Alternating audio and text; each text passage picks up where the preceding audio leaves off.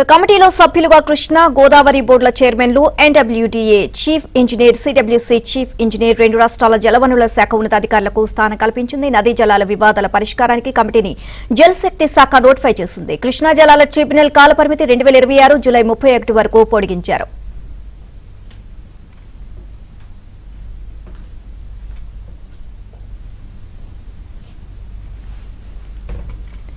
ఇదే అంశానికి సంబంధించి మరిన్ని అప్డేట్స్ ఢిల్లీ నుంచి మా కరెస్పాండెంట్ సతీష్, అలాగే హైదరాబాద్ నుంచి మా కరెస్పాండెంట్ నర్సింగ్రావు, ఇక విజయవాడ నుంచి మా కరెస్పాండెంట్ సత్య లైవ్ లో సిద్ధంగా ఉన్నారు.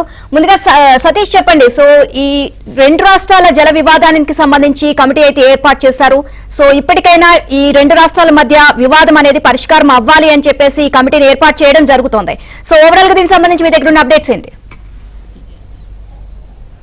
నీలిమ, తెలంగాణ ఆంధ్రప్రదేశ్ రాష్ట్రాల మధ్య నదీ జలాల వినియోగంలో నెలకొన్న వివాదాల పరిష్కారానికై కేంద్ర ప్రభుత్వం ఈరోజు కీలక నిర్ణయం తీసుకుందని చెప్పాలి. కమిటీ ఇటీవల కేంద్ర జలశక్తి మంత్రిత్వ శాఖ సైతం కూడా కమిటీని నోటిఫై చేస్తూ కూడా కాసేపటి క్రితమే ఉత్తర్వులు ఇవ్వడం జరిగింది. ఈరోజు మధ్యాహ్నం అధికారికంగా ఉత్తర్వులు కూడా విడుదల చేయడం జరిగింది. అయితే కేంద్ర ప్రభుత్వం రెండు రాష్ట్రాల మధ్య సమైక్యతతో పాటుగా ఏ విధంగా రెండు రాష్ట్రాల మధ్య నెలకొన్న జల వివాదాలను పరిష్కరించడం కోసం ముందుకు వెళ్లే దిశగా కీలక ముందడుగు పడిందని చెప్పాల్సి ఉంటుంది. రెండు రాష్ట్రాల మధ్య కూడా ఇప్పటికే కొన్ని సందర్భాలలో మాటల యుద్ధం కూడా కొనసాగుతున్న పరిస్థితి నెలకొంది. తాజాగా రెండు రాష్ట్రాలు, ముఖ్యంగా ఇటు సీఎం రేవంత్ రెడ్డి, అదేవిధంగా అటు చంద్రబాబు నాయుడు అధికారంలోకి వచ్చిన తర్వాత రెండు రాష్ట్రాల ముఖ్యమంత్రి కూడా నదీ జలాల వివాదంపై మొదట ఒక సమావేశాన్ని కూడా హైదరాబాద్లో నిర్వహించుకుని ఆ సమావేశంలో కొన్ని అంశాలను కూడా పరిష్కరించుకోవడం జరిగింది. తాజాగా వీటికి సంబంధించిన అంశంలో ఇటీవల జూలై 16వ తేదీన ఢిల్లీలో కేంద్ర జలశక్తి మంత్రి సిఆర్ పాటిల్ నేతృత్వంలో ఒక కీలక సమావేశం జరిగింది. ఆ సమావేశంలో దాదాపు రెండు రాష్ట్రాల సీఎంలతో పాటు రెండు రాష్ట్రాలకు సంబంధించిన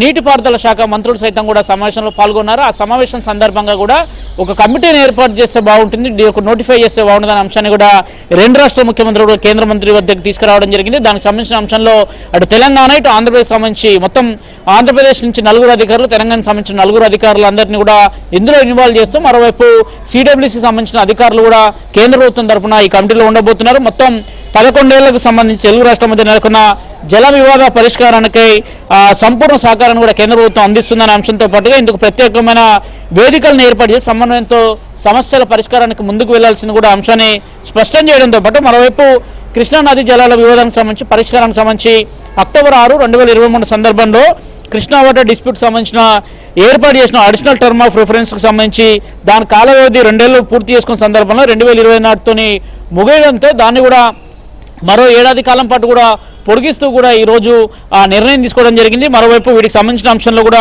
ఇటీవల జరిగిన మీటింగ్ సందర్భంగా కూడా రెండు రాష్ట్రాల ముఖ్యమంత్రులు ఇదే అంశాన్ని చర్చించడం జరిగింది. ప్రధానంగా ఈ రెండుకు సంబంధించి కృష్ణా నదీ జలాలకు సంబంధించిన అంశంలో ఓవైపు ట్రిబ్యునల్లో వాదనలు కొనసాగుతున్న సమయం ముగిస్తున్న నేపథ్యం, సమయం ముగుస్తుంది కాబట్టి ఒక 1 ఇయర్ వరకు దీనిపైన ఎక్స్టెన్షన్ కూడా రెండు రాష్ట్ర ప్రభుత్వాలు కోరిన నేపథ్యంలో దానికి సంబంధించి కూడా కొంత ఎక్స్టెన్షన్ దొరికిందని చెప్పాల్సి ఉంటుంది. ఇంకా ఆంధ్రప్రదేశ్ పునర్విభజన చట్టంలోని చాప్టర్ 9 సెక్షన్ 84 ప్రకారం కృష్ణా గోదావరి నదీ జలాల వినియోగం సంబంధించిన విషయంలో సమస్యల పరిష్కారం కోసం అపెక్స్ కౌన్సిల్ కూడా ఏర్పాటైంది. జూలై 16, 2024 జరిగిన కీలక సమావేశంలో వీటన్నిటి కూడా ముందడుగు పడిందని చెప్పాల్సి ఉంటుంది. అయితే తాజాగా డిసెంబర్ 23వ తేదీన, అంటే ఇటీవల, అంటే మొన్న ఇయర్కి సంబంధించి డిసెంబర్ 23వ తేదీన తెలంగాణకు సంబంధించి ఎవరెవరు ఈ కమిటీలో ఉంటారు, వారికి సంబంధించిన పేర్లను సైతం కూడా కేంద్ర ప్రభుత్వానికి పంపించిన నేపథ్యంలో వెంటనే కేంద్ర జలశక్తి మంత్రిత్వ శాఖ కూడా వారికి సంబంధించిన నోటిఫై చేసి కూడా కాసేపటి క్రితమే విడుదల చేసిన సందర్భాన్ని కూడా మనం చూసాం. మరోవైపు కమిటీకి సంబంధించి జలవనరుల సంఘం చైర్మన్ నేతృత్వం ఈ కమిటీకి నేతృత్వం వహించబోతున్నారు. కమిటీలో తెలంగాణ నుంచి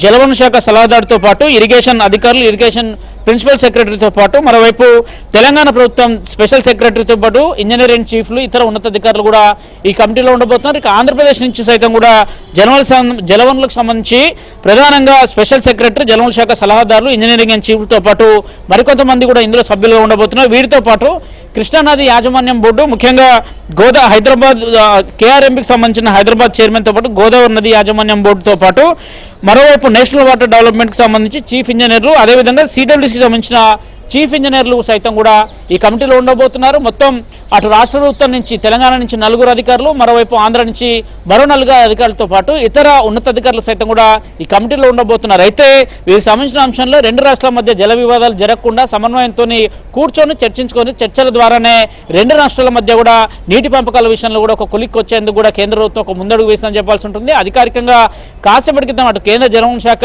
విడుదల చేసినప్పుడు కూడా కేంద్ర మంత్రి కిషన్ రెడ్డి సైతం కూడా దీనికి సంబంధించిన అంశంలో ఆ డ్రాఫ్ట్ కాపీని రిలీజ్ చేస్తూనే దానికి సంబంధించి 2 రాష్ట్రాల మధ్య కేంద్ర ప్రభుత్వం కీలక అడుగు ముందేస్తుంది.